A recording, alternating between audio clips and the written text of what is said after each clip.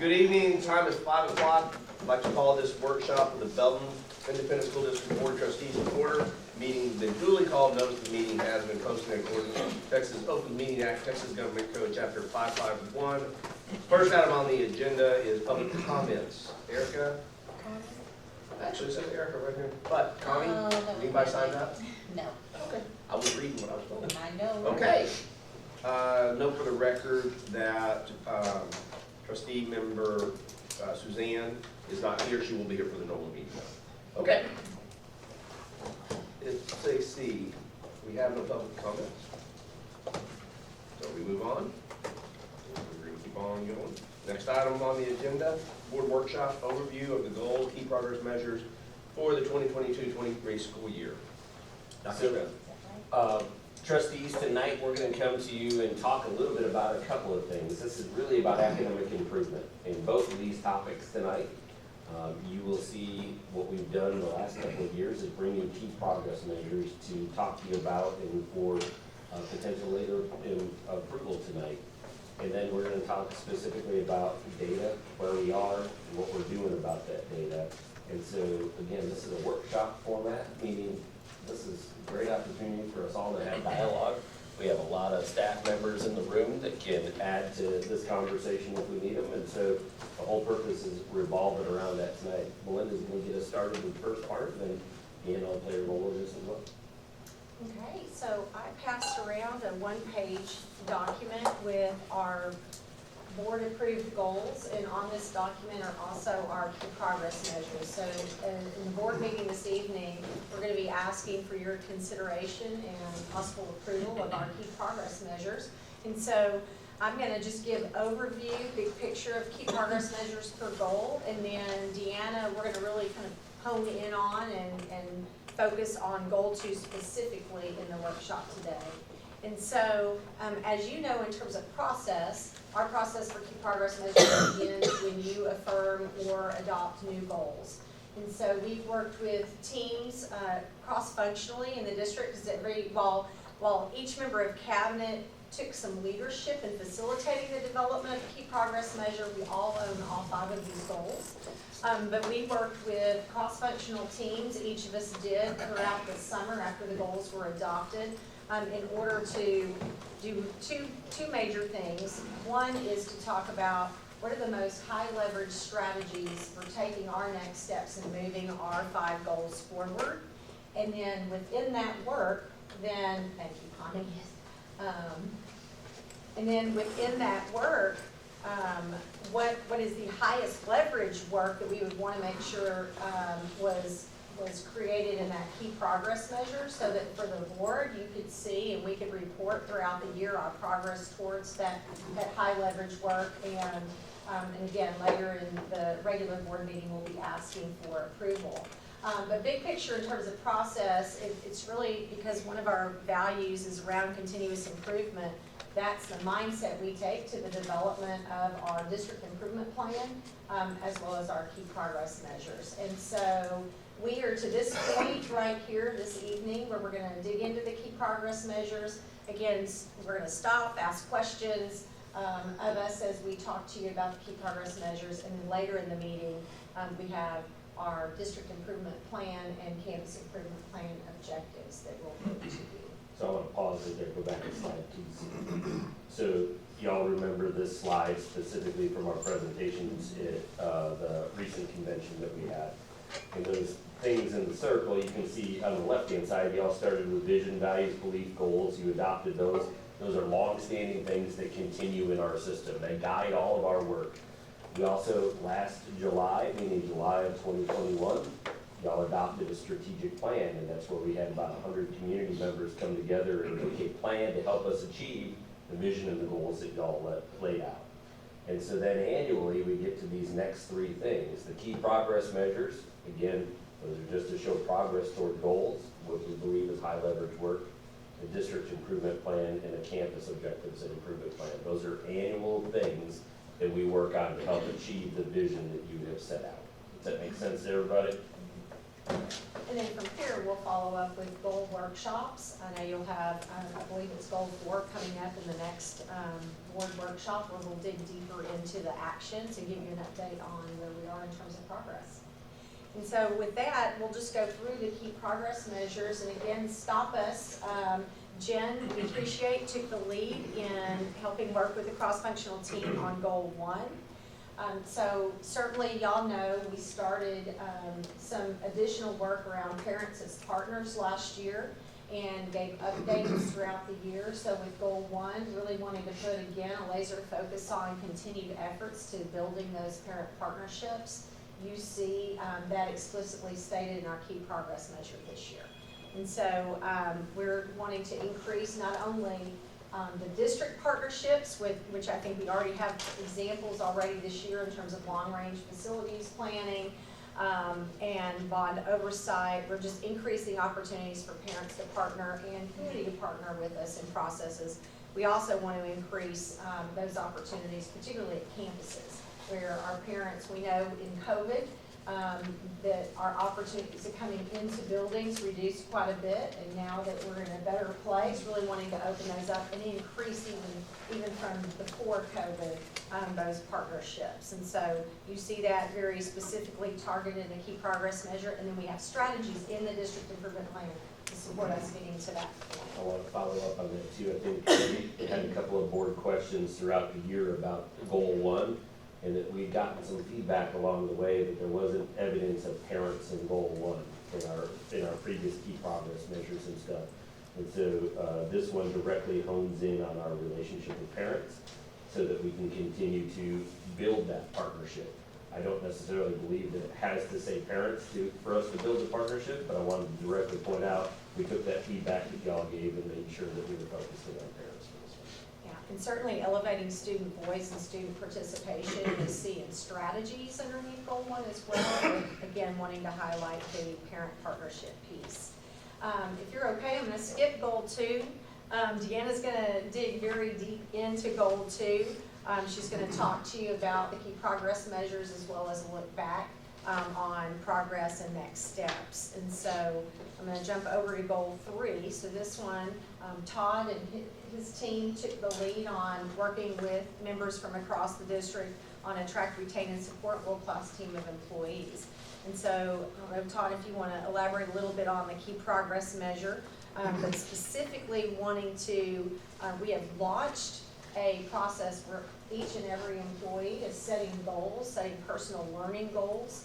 And Todd, I don't know if you want to elaborate on that. So we did revise our evaluation system this school year, and so in September we rolled out a process where each employee will line out a professional learning goal for the year, along with some other goals as well, and so we can monitor those goals, how they are processing through those goals throughout the course of the year, and hopefully reach 80% is what the target is in the key progress measure. So a lot of efforts again going into that particular goal, but that's that high leverage piece we felt was super important to highlight and want to be able to provide you with progress on that particular one. The next one, develop a district-wide culture of value, support, and growth amongst all students and staff. So that's one this year that I took the lead on. So had a team come together, and I'm super excited about the strategies within this goal. And so the team debated quite a bit on which would rise to the level of key progress measure. This particular one was selected because it was based on feedback from last year that we had in listening sessions with teachers and with parents, and so felt it was really important to, and that the high leverage work would be around a behavior framework, really articulating how we support students and their behavior in our system. Social emotional learning is a component of that framework. So we're really excited about that work, and you're going to get an update on the work that's happened just this first quarter already for that goal coming up in the November board meeting. And then finally, maximize our use of resources for current priorities and plans for the future. So as you recall from, this looks familiar to you probably from last year. Melissa joined us late last year, and so we have continued this particular key progress measure now that we have a full-time CFO, and we're super excited she's here. That she and Todd, again, while all of us support this one, felt like we needed to carry over or refine budget and staffing process to influence that development of the 23-24 budget for next year. So a lot of work is already going into this particular goal, and I don't know, Todd or Melissa, if you want to add anything to that, talk about the staffing work that we're doing. Yeah, so we've been meeting every 2 weeks, basically since July, just reviewing our staffing and kind of developing processes, and as we grow, how we can maximize our current resources and how that impacts our budget. So before we go any further, because Deanna's going to be up next, really drilling down into goal 2, I wanted to just open up to the board and see if you have comments or questions about any of the key progress measures we've talked about so far.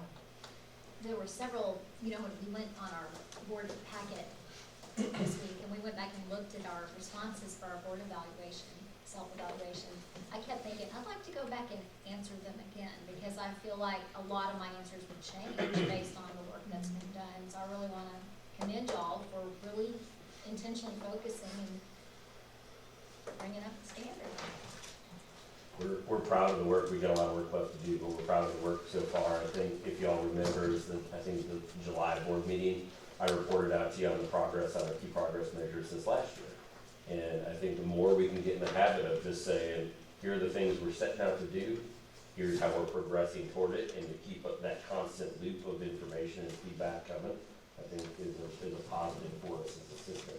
It's taken a little while to get used to, but I think we're really getting there. I feel like what you see in front of us for these proposed key progress measures are high leverage work, meaning we feel as an administrative team, they're worth investing in to help us not just take a little baby step toward the goal that you set out, but take a big step toward the goal you set out.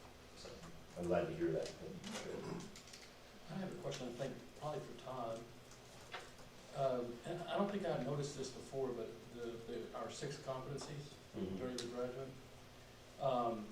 The competencies that we're looking for in employees, I noticed that there's 4 that overlap. There's 4, and I probably should have noticed that a long time ago, but I hadn't noticed that. Did that just happen by chance, or is that something that, who's responsible for that? So as a reminder, so when we developed those world-class employee competencies, we got input from all categories of positions and people in those positions, from custodians to teachers to principals to administrators. And we just spent time just brainstorming what it meant to be a Belton ISD employee, to be a world-class employee at Belton ISD. And so, not surprisingly, some of those competencies did overlap. Yeah, which we were excited about and, Yeah. and hopeful that they would, and Right. turned out that they would be. So in other words, whenever you're looking for an employee, you try to find that in that employee, right? Okay. Yeah. And, I don't remember which 4, but I know that was counted as 4. I've seen that somewhere. and with this new evaluation system that rolled out as well, we asked them to tie their goals towards those competencies and the vision and the values of the school district as well. So, yeah, very intentional. Yeah. The second question dealt with go forward on the student behavior framework. And I know Ty's brought this up in a couple of meetings in the past, I don't remember when. Will we have any discussion on how discipline factors into that anywhere? Factors, actually, the behavior framework, and I love to recognize Dr. Spearman is helping spearhead that work. It is our belief and our hope that in articulating what that behavior framework is and what we mean by that and what does implementation of supports for students with their behavior, we did it with consistency and fidelity and intensity and consistency, we keep saying those 4 things, that we actually believe it will have a positive impact on student behavior. So it's really articulating what do we believe and what are the systems of support, not only for our students, but for our teachers, and there should be professional learning aligned to that framework, which should have a direct correlation to improved student behaviors in the classroom. So it's very connected, and we should be able to see over time. We would hope that the way we are approaching behavior is consistent, more consistent across our system, and has a positive impact for our teachers in the classroom and our students.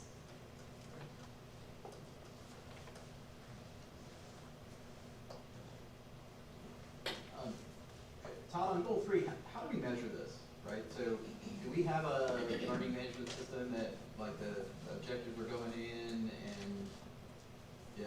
You want to speak to the learning management system? But for professional, you're talking about for He's talking professional about learning? goals. Yeah. How do we measure that? Yeah, so we're using we're using DocuNav or Laserfish. That's helped us create the form. We can run reports on it if that's what you're getting. Okay. Yeah, I mean, I just want to make sure, and I noticed on some of the, well, I don't know, we'll talk about that later, I guess. And then on goal 5, how do we know when we're done, right? So, right, in the spirit of measurable, right, what does done look like? I think sorry, I don't want to talk over Todd. I think there's a couple of look-fors, and Todd can go into more detail, but a couple of things we would look at is potentially staffing guidelines might be an example. Potentially those could be revised based on the feedback that we're gathering and what they're studying. Todd's done a really incredible job of studying our guidelines versus districts that look like us across the state and just getting some ideas around that. That might be an example, but they're in the process of brainstorming strategies around that, but that's a potential one we could look for. And I'll just add that it's a very in-depth conversation across various leaders across the system. So we're not making any decisions from a central office standpoint, rolling that out. We're getting others involved in kind of what they'd like to see, how does it tie to our values and beliefs and our vision, and where we're trying to move this district. But we do anticipate some refinement to our staffing guidelines as we move forward. Okay. And then the last thing is just like a vertical integration, right? So central office down to the campuses, right? So where should we see these tie in, right? So should we see these in like the campus objectives? Should we see, the ones that are relevant, right? Is that where we should see it, or? Yes, you should see it in their campus improvement plans. Okay. So strategies for addressing whether, like we're talking about in a minute, really digging into goal 2. So you'll see specifically in their campus improvement plans, strategies around math improvement, for example, reading improvement tied to the district's goals around that. And I think you should, to also address the district question, you should see it directly reflected in the district improvement plan. And so, district improvement plan and campus improvement plan. Right. And so you should see directly the language from these that are predominant in that district improvement plan, because you can't say we're gonna do these things and then create an improvement plan that doesn't align with them. Right. So, that's where, Yeah, and the reason I asked, like I know we were doing a deep dive into goal 2. I was looking at goal 1, just to kind of trace it through. And I didn't necessarily, that seems like one that's super easy to almost word for word take all the way down, right? But I didn't see it in the some ones you looked places. at. Right. Yeah. Yeah, I mean, I think there's some references to it loosely, but I mean, that's very specific, right? 2 or more. So I know that campuses, for example, we talked to y'all with an update on parents as partners before on things like watchdogs, for example. On campuses that don't already have that in place, as an example, those campuses are adding programs like that. They may not have captured that specifically in their plan, but we are working that work. Another example is around like our student safety committees that came out of our safety task force. I don't know if they would have necessarily captured all of their actions in our campus improvement plans, but those are things we're supporting them with in our leadership learning meetings that are happening monthly. They're working that work in those meetings and with their campus teams and bringing back progress and what they're planning on implementing. So it just might not necessarily be reflected in that plan. Well, and I'm certainly not asking from a gotcha standpoint, right? I'm trying to figure out at the end of the year, or at the end of the measurement period, right? How do we roll this up as easy as possible, right? Without somebody having to do a bunch of manual work to go out to each campus and figure, right? I mean, can can we make it as streamlined as possible to answer this question? Yes. So that's the spirit of the spirit of the ask, right? Yeah. Yeah. We're actually working right now, and Todd got us started on a process for capturing artifacts along the way of work towards our key progress measures. So we're kind of stealing a really good idea of Todd's and looking at implementing that across all 5 of our district goals.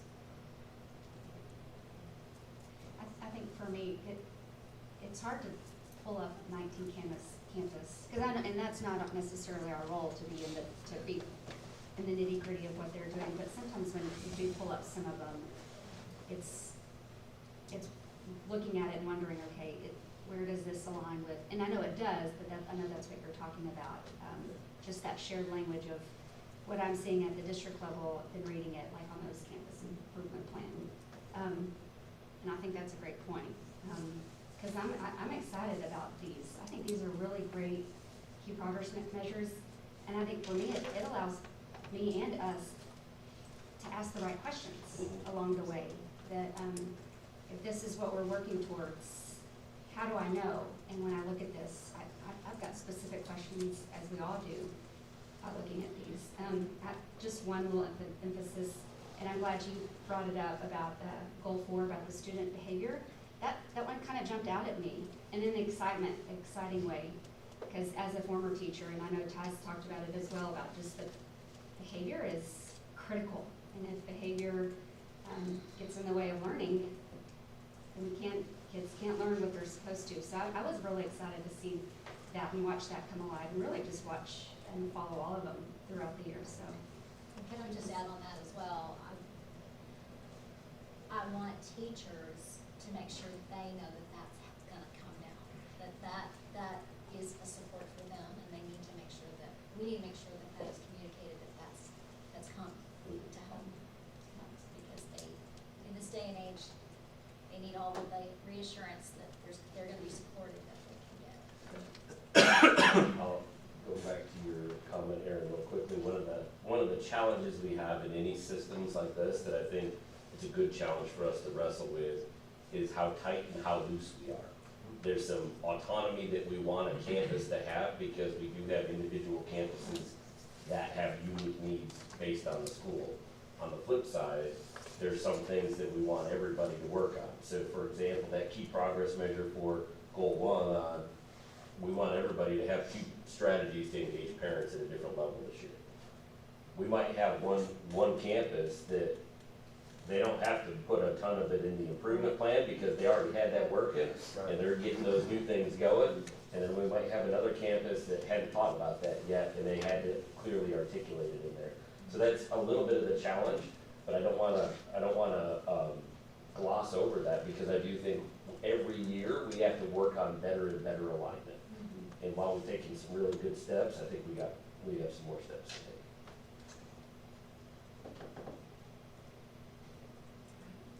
I think we're gonna dig deeper into goal 2. I'm gonna pass this down Pass to the Deanna. baton.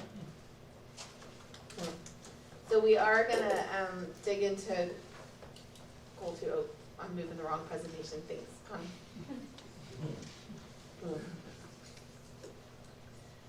So we're gonna start, and I'm just gonna briefly go through a recap of our data from last year, and then we'll spend more of our time in improvement methods. And so first for reading, if you'll recall, our overarching goal was that we would have from 50% of our student performance to 60% meets at the grade level by June of 2024. We are saying we are not on track with that. Our students last year met at 50%, and I'll show you a little bit more about what each of these look like in terms of data. Before you go on, Deanna, can I give context? Oh, absolutely, I apologize. If y'all recall, it was November of 2020. You as a board had to adopt House Bill 3 goals, and they were goals that were over the next few years. And so what you see there, why it says June 2024, that's what you adopted, that is our goal to shoot for. And so what Deanna is doing is giving you an update on where we are right now in this one. And so you know 50% of the students on the state STAR test, not to be confused with the other stars she's going to talk about, are at the approaches level. Approaches is what most people consider as passing. This is at the higher level than approaches. So this is the college and career ready level. And so that's what this specific one is focused in on. And that highest goal, does 60% is a state goal. The state also is wanting to be at 60% by June of 2024. So with that goal, we set 2 internal goals or key progress measures that would show us data along the way. Yes, if we couldn't possibly be more confusing at times, we use an assessment called STAR with 1A. So we have Text Kia for kindergarten, and we have STAR with 1A Renaissance Reading for our 2nd grade. And for both of those, we are saying that 49% for Text Kia, we showed 49% on track, and that was our KPM, and then 59% in 2nd grade, and 49% shows a decline from last year. So the prior year in our kinder, we were at 54, and then our 2nd grade stayed pretty consistent. We were at 60 last year, we're at 59. There was 60 the year before. Just so you know, when we talk about whether we've showed a decline, we've stayed stagnant, or we've improved, we use a 4% measure point. So if a score last year or the year before was 60, last year was at 59, we would say that's consistent because there's not a 4-point variance. And that's just a measure we've used in the past. We've used it. So it also doesn't let us say if there's a gain by 2%, because we know that from one year to the next, kids are different. So unless there's outside of 4% variance, it's typically not considered a loss or decline. So just want you to kind of know that in context as we talk through this. So for both of those key progress measures, we did not meet that. That's correct. Just to be really clear for everyone. Absolutely. We're not on track. And we did not meet the 2 key progress measures. For our STAR, S-T-A-R, for 3rd grade, we are not showing that we're on track to get to our 60% goal. We do show that from 2021 to 2022, we had a 9% gain. So we do see improvement from last year, from the 2021 to 22 school year in reading. However, remember, we want to get to 60%. So we still recognize that we've got work to do in reading. Question. Yes. So obviously we take 2020 out, there was a big drop off. And I guess I'm looking at this through my eyes. When we say that we're not on track to 2024, we made up 9 points in this year. Now, I don't expect that we're gonna be able to jump 9 points the next 24 months. But even if we, hold steady at a 4 and 5 point gain over the next 2 years, I mean, it seems to me like we are on track. If we went from 41 back up to 50, we're not that far away from our 60 threshold. Which is why I'm showing you that we have that data, but our original internal goal was that we would be at 55% by now. Okay. Needing to make that last gain, and we're not there. Okay. And so we're still working, we're seeing improvement, we wanna recognize that. We recognize that teachers, and students have been through a lot over the last 2 years. We're still seeing those challenges. We see them, we've had conversations, and never to make excuses, we've got work to do. But even in our kindergarten data where we're seeing a decline is the realization of what wearing a mask and not getting out at the age of 3 does. Right. And so we know that there's a lot that goes into kindergarten readiness and coming to kindergarten, having seen communication, people speaking, and we're still seeing impacts in our system that we're overcoming. So at the end of this academic year, because I know you do the testing throughout the year, if that number is at 55%, you'll feel I'll like feel we're a back on whole track. lot better. Okay. I will. Yeah, I think the My team difference- back over there. I've got some backups. But yes, we will feel better. Okay. But The difference is that when you adopted those goals, you adopted it, and we were trying to move from 50 to 60. And we had, broken out year by year over a 4-year period, 5-year period actually in that. And then, obviously, the COVID impact has taken us off of that trajectory. So we just want to be really transparent with y'all. We're proud of gains, but we're off of that track. You know, so many of these graphs, and I know we're gonna keep going, but it reminded me of a time I was on an airplane, and we were about to land, and they had to pull out of the landing and go back up. And the effort that it took to get that plane back in the air was absolutely terrifying. And the power that it took to get a plane back up when it's just about to land. I mean, we were crashing. COVID was making us crash. And then now we're trying to, bring that plane back up, and it's tough. And I think we can get there. It's just, there's no denying that this is gonna have lasting effects for a generation, a whole generation, maybe more. and it's lasting effects playing out in multiple ways. Yeah, Multiple, and it's the impact of the young children that were in homes that didn't get out, weren't in daycares, weren't around lots of language being spoken,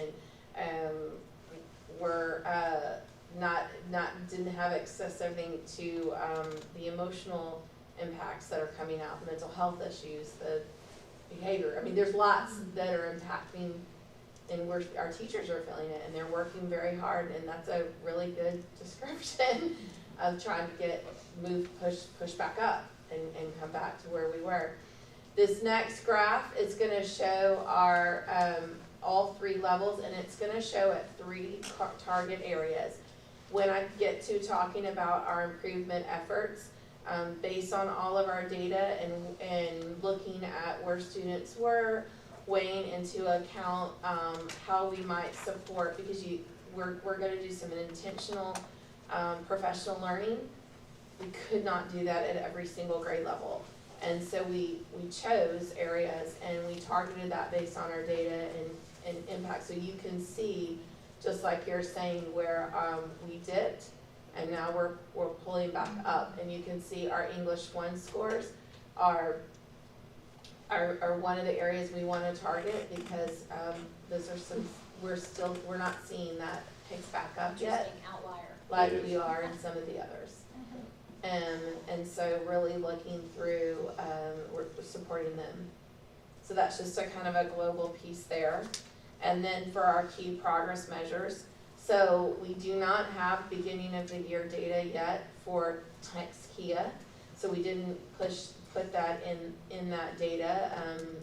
We will get that in the, we just finished it actually, we just didn't have it finalized for this evening. We didn't start that immediately because they're just starting in school. We do have for our 1st grade and our 2nd grade. Our 2nd grade beginning of the year data came in at 46, right where we were last year. But our 1st grade did not. You see a decline. So we're starting out 1st grade in our star rating data below where we started 1st grade last year.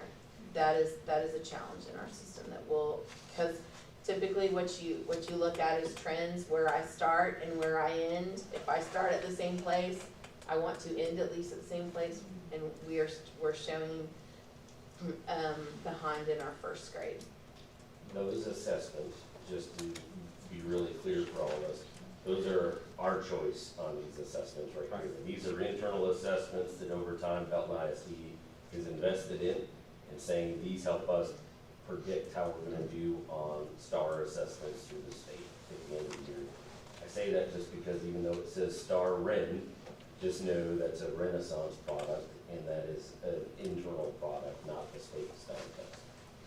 I have a question real quick about this graph, just to make sure I'm reading. Sure, it. absolutely. Can I point to it? Absolutely, go right ahead. Okay. All right, so these kindergartners are these 1st graders, correct?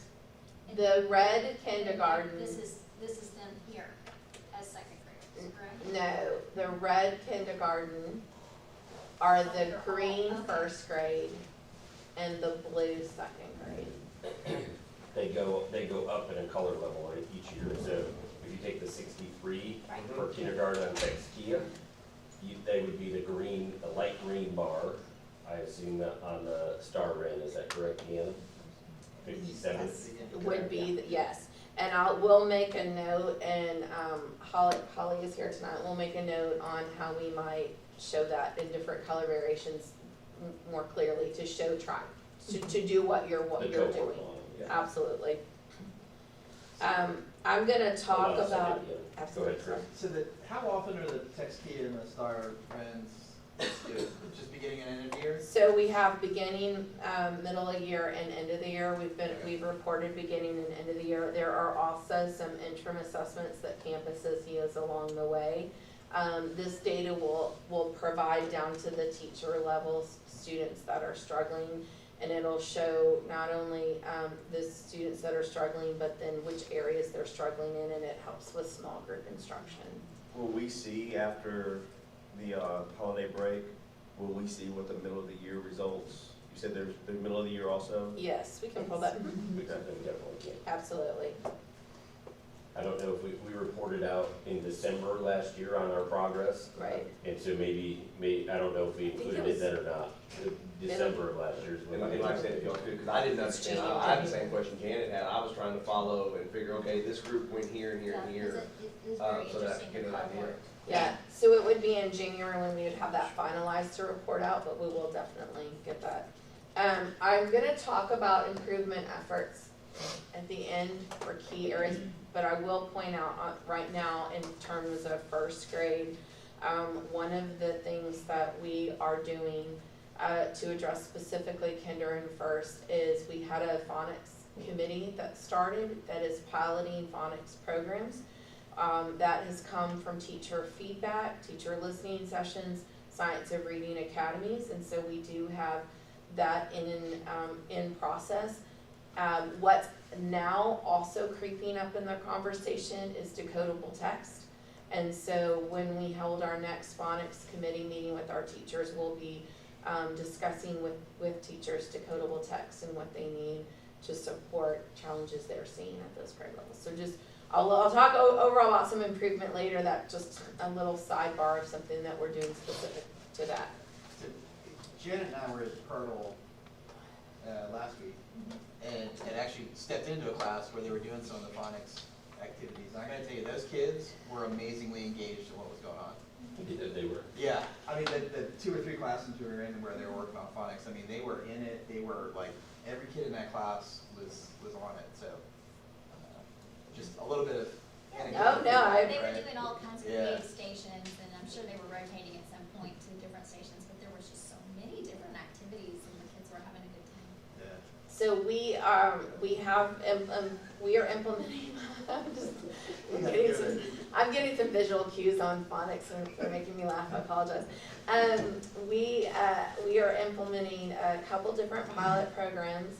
Just so you all are aware, the commissioner originally said there would be an approved list for phonics that was postponed to November. Haven't heard any more. We did not hold on that. We continued to move forward with our, we didn't want to wait, basically.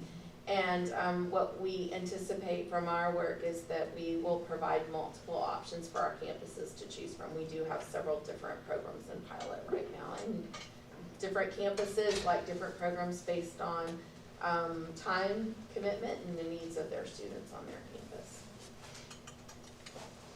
I'm gonna move to math. So the overarching goal for 3rd grade math again is at the meets level, not approaches, and it's to move to be at 60%, and we are not on track. And this is where we are taking the biggest dip we are seeing in our student performance. Our meets level was at 36%. We had an internal goal to be at 53.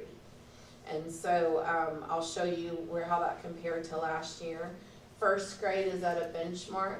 We made a decision to move from the Star Renaissance Early Literacy Assessment, which is one we were using, to one focused specifically on our math to give us better data.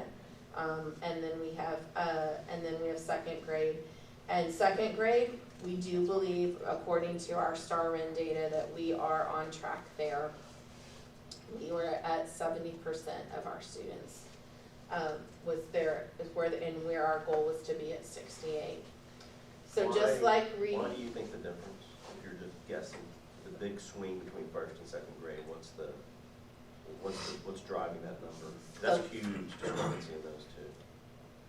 from, The third grade, Or I'm sorry, yeah, third grade is the goal. yeah. there is a huge jump in expectations for student performance in math at third grade Okay. from second. And, what is on the STAR assessment, there's a big jump. Here's the other thing that I note is that if you think about that, this is last year's, so you got 3 different groups of kids, and we did this intentionally so you can see where are we in first grade, where are we in second grade, and if our goal is really third grade on this, are we on the right track?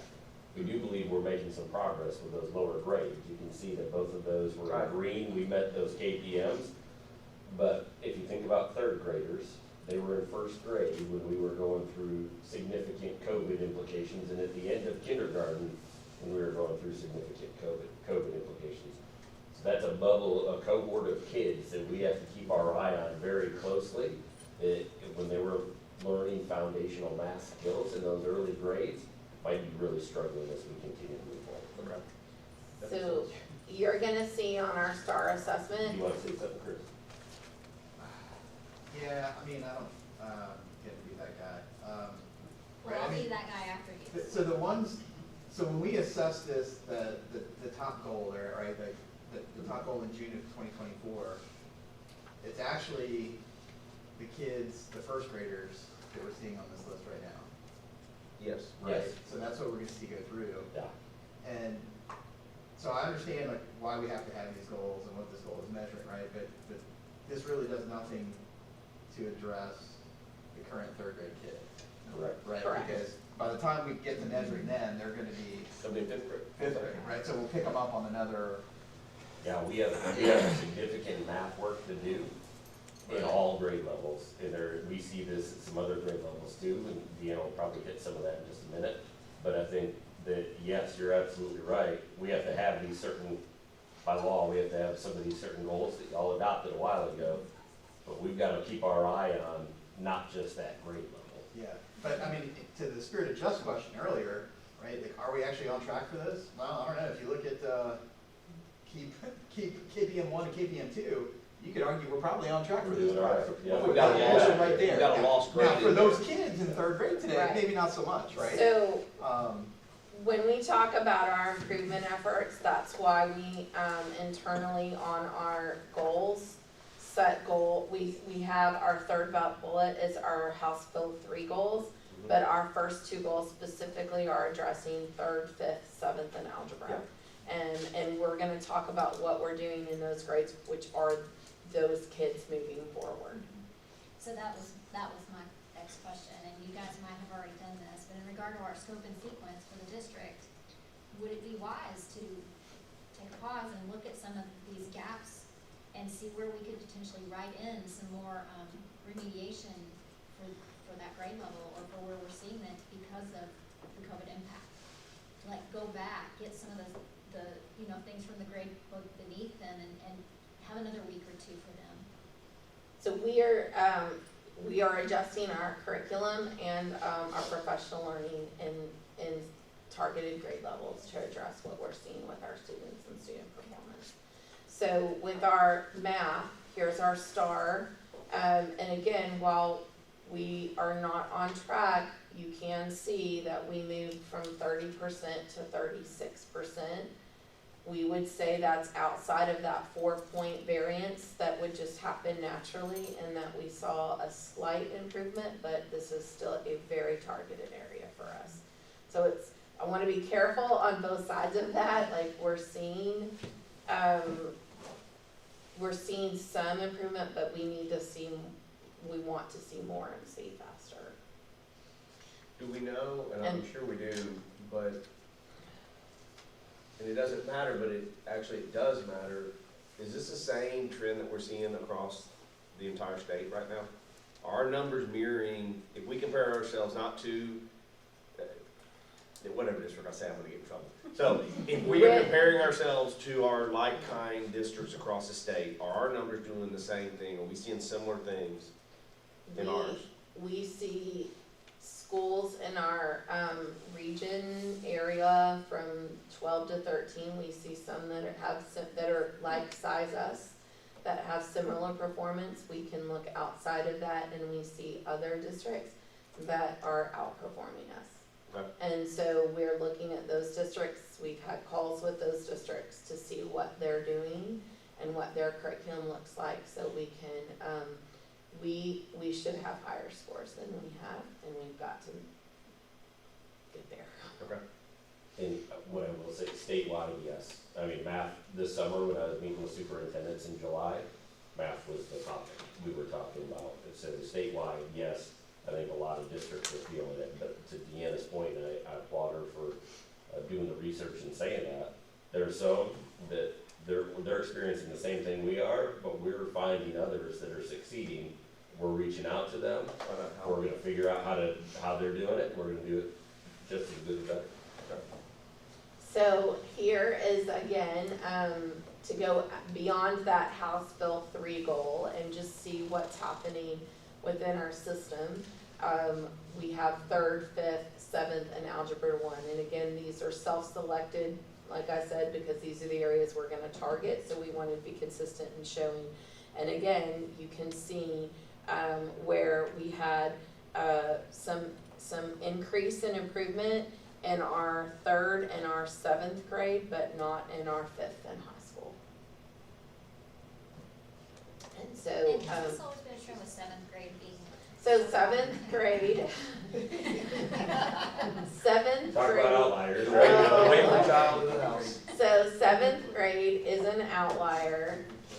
In 7th grade, we have our top students, academically, our top math students are taking the 8th grade That's right. assessment. It's about 240-ish kids that are pulled out. That being said, when I study other districts and we ask if their 8th grade students are pulled out and we find out they are, we still see a 7th grade math challenge. So while, yes, it is somewhat of an anomaly, we also know that other districts are making that same decision and they're still performing higher than we are. And so we still need our students to be successful, whether they're the topper in there or not. And so we're working with that specific grade level of on-level students. I have a question. Yes, ma'am. I'm gonna go on a limb and ask this. When Okay. did we get one-to-one technology? And I ask that So because I- do you think technology plays a part in this? Because I have a 3rd grade and a 5th grader, one being ADHD, and math on the computer is a disaster. For me, I want pencil, paper, working out the problem. So- And so do you think technology has any implications? So to answer the first piece of that question, we started, there was a 1-to-1 initiative starting in the 11-12 school year. So I'm going through my own person, because I came in at New Tech, and it was New Tech and South Belton Middle School. And every year from then on, there was a campus that was brought on for the one-on-one. And so 4 years from there, every secondary was. Yes, I do think, I think that it provides some great opportunities in math for access to programs that can provide like one-on-one intervention and support. One of the things that we're doing in our math professional development with teachers is, most recently with our principals, is talking about the thinking that goes on in math and the power of students translating their thinking to math. So I was a math teacher. I was actually a 7th grade math teacher. And, I can't, when you do, solve a problem and all I see is the answer, I don't know where the thinking went wrong in your brain to determine what step you missed that caused a wrong answer. Assuming you got a wrong answer, maybe you got a right answer and we're all good. But, so we're working on the power of thinking and what we need to see in our students to know, and how do we build that thinking among students so that we know where it's right, because math can be solved in multiple ways, in multiple steps. Aaron, to address that elementary though, went 1-to-1 in 2020. So that we did that in the middle of COVID to try and upload any kind of learning that people had to do because they were out for COVID, and to keep those things moving. So it was the 2020 school year. So,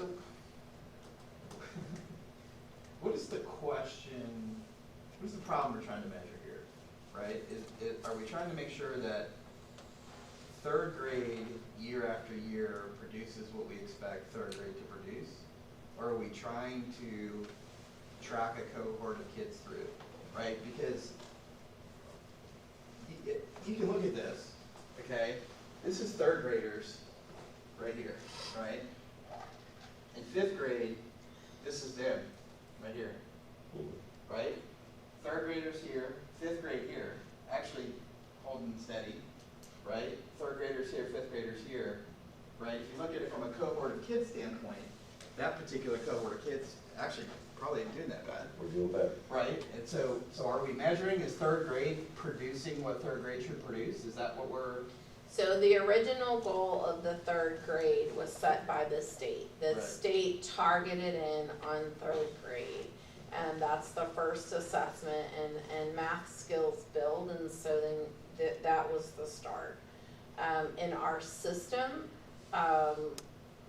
we want to see continual improvement from one year to the next in math. We know that ultimately, by the time, I think this is why the state test Algebra 1 and Algebra 2 are precursors to many jobs outside.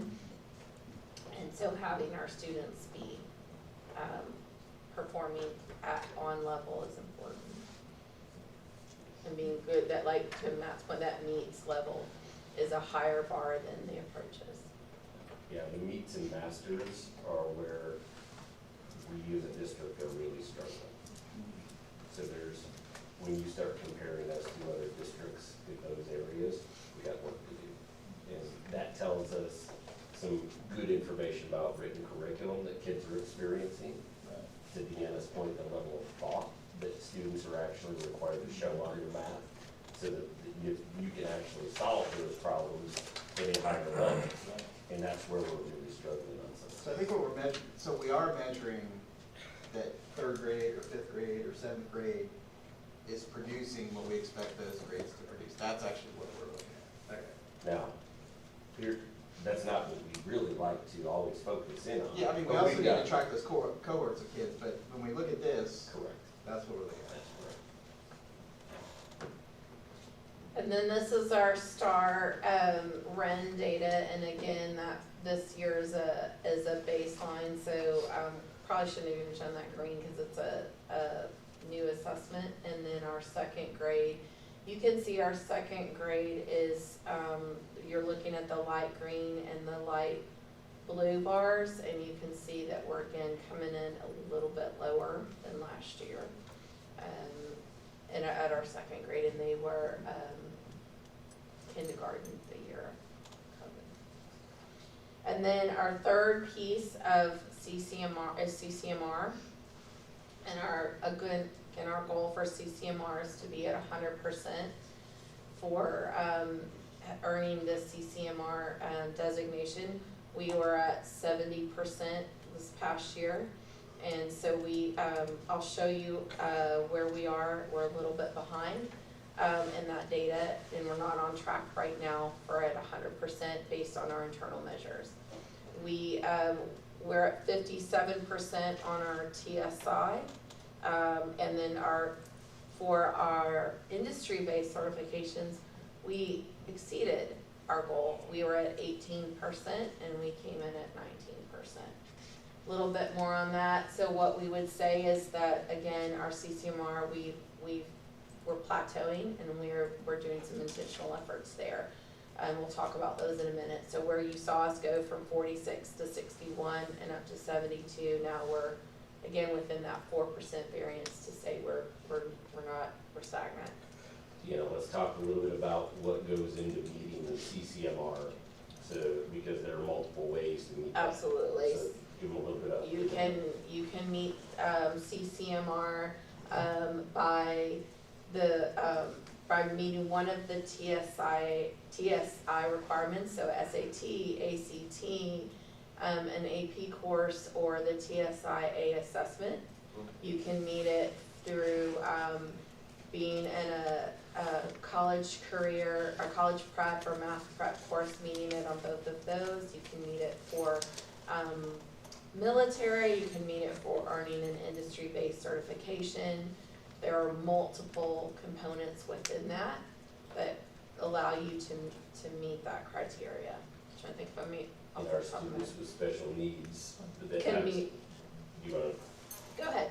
our students with special needs have the ability to meet too if they have a plan for, after high school, basically, and all of that. So if you scored over a certain threshold on the ACT, you could meet it, or the SAT, or the TSIA, which is another assessment. These are all designed, all these ways are designed for us to say, when a kid leaves our school district, they're gonna be ready for whether it's college, a career, military, whatever it is, they're gonna be at a certain threshold. And so, as Deanna pointed out, we made some significant jumps here, but we got some more work to do because there's a way for every student in our system to meet this. When we look at the three components that make that up, either the testing, the career, or the military, which of those are we missing the mark? Is it the testing component? Is that?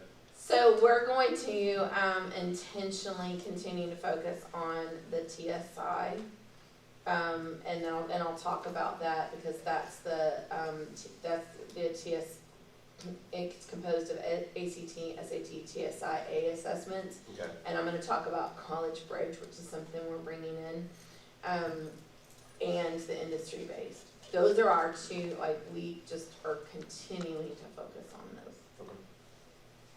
Our goals for next year are staying the same that were previously adopted. So again, we're getting the goals by 2024 to be at 60% for third grade in reading on the STAR assessment, third grade math, and then 100% of our graduating students on CCMR. So what I really want to hit is our improvement efforts. So our first two key progress measures specifically talk about professional learning. Those are instructional design days. So based on our data, we are having 100% of our teachers attend professional learning. And so for math and 3rd, 5th, 7th, and Algebra 1, for reading and 3rd, 5th, 6th, and English 1. And we have design days. They are happening multiple times throughout the year, and we're looking at unpacking what instruction's coming to you for the next unit. We're unpacking the standard. We're making sure that we understand, that everyone in the room, teachers understand what's the level of the standard of instruction that's needed, and designing both formative and summative assessments to assess students on their progress on that level, as well as tasks for instruction around that level. We started those in September, took a lot of feedback from teachers, have now in our second day, and the feedback is already showing improvement in how those are running and support teachers. I want to be really clear that those are a big ask on our system. And so we felt like it's the most important work. We felt like we could do 4 grade levels each, but we also know that every time we pull all those teachers, it creates sub-challenges on campuses.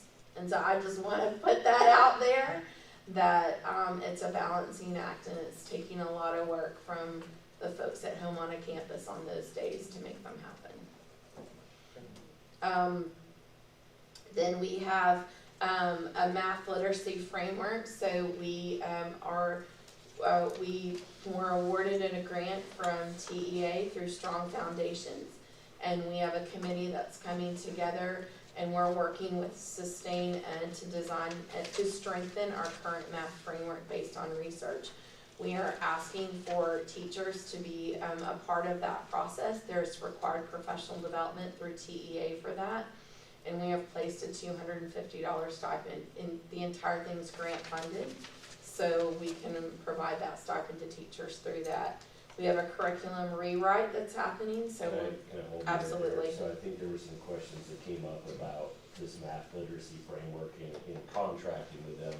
And so just to be clear on this one, we got a grant through TEA. TEA gives us the money, and we have to use one of their providers in order to do it. So one of the expenses that you have in your regular consent agenda tonight is the expense for that. So we have to choose the provider and contract with them, but TEA gives us the money to do that. Gotcha. It's not actually costing us anything. No. It's a passive. Gotcha. None of the work for the literacy framework is a cost to us, including the stipends for teachers. That's all funded through the grant. And then we have curriculum rewrite. So we want to ensure our curriculum documents provide the support that our teachers need for resources assessment and alignment to the standards. So what we're doing is, as we're having these instructional days with teachers, we're doing work with them in terms of the alignment of the standard, tasks, and assessments. Then we're also taking that information and we'll be building it in as we're rewriting the curriculum to go along for the 23-24 school year. We're working with Heidi Hayes Jacobs. She's renowned for that work, and so she's been working directly with our teaching and learning department on what makes for strong curriculum documents. What do they look like? What needs to be in them? We're wanting to add I can statements so that we have explicit language for children about what they're learning in those standards, and so a lot of work's going on there.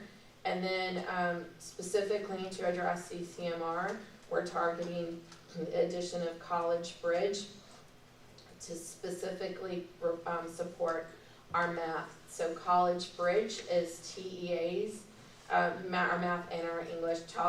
College Bridge is supported by TEA and is, according to TEA, considered to be the best resource available to prep students for the TSIA, the Texas School Ready, Texas Success Initiative Assessment. Students need to do well on that assessment for college entry. So it's an important assessment. Not that I don't want to get into the weeds, but I want you to just understand and know that when our students are in College Bridge, we will get CCMR credit for them. That's good within our system for accountability.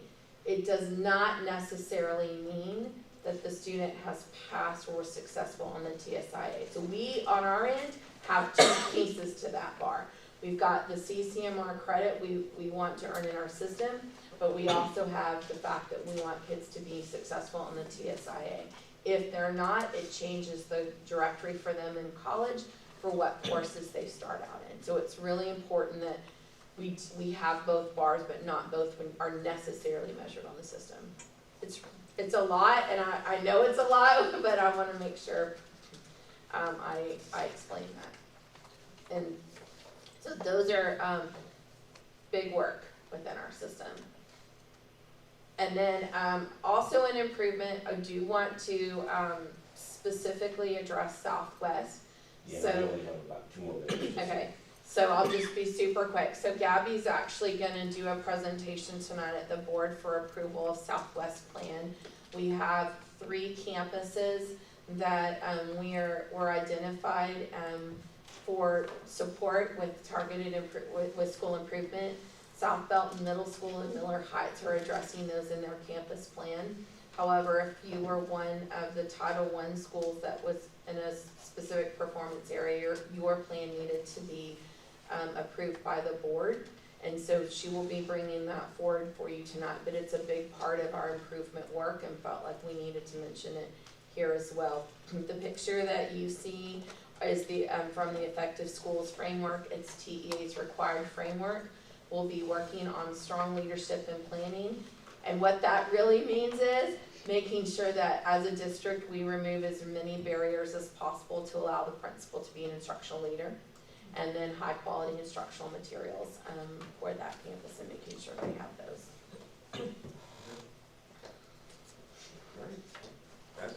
Normally have time for questions, We so, can bring this back up in yeah. another one. being no further business, meeting is adjourned at 6:05. See y'all over there in the